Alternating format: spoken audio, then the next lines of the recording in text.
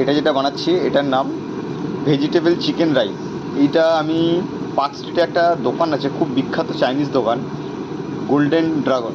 তো ওখানে গিয়ে এটা আমি খুব খেতাম, কিন্তু আমি বানাতে পারতাম না। বেশ অনেক দিন ধরে চেষ্টা করার পর আলটিমেটলি ফ্লেভারটা ম্যাচ করাতে পেরেছি। আর কীভাবে এটা বানাতে হয় বানাচ্ছি। তো আলটিমেটলি আজকে ক্যানিং হসপিটালের 3জন নার্স এই রাইসটার ডিমান্ড করেছে যে ক্যানিংয়ে পাওয়া যাবে এরকম একটা রাইস। তো আমি সাহস নিয়ে এটাকে স্টার্ট করেছি, দেখা যাক কতদূর কী করতে পারি।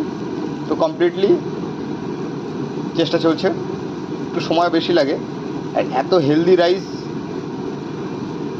আমি খুব কম খেয়েছি, অনেকটা জাপানি স্টিচি রাইসের মতো লাগে। Ultimately ready. তো এরকমই হয় দেখতে রাইসটা, আপনারা ট্রাই করতে পারেন। বাচ্চারা থেকে শুরু করে সবাই খেতে পারে, একটু চটচটে হয়, কিছুটা স্টিচি রাইসের মতো হয়।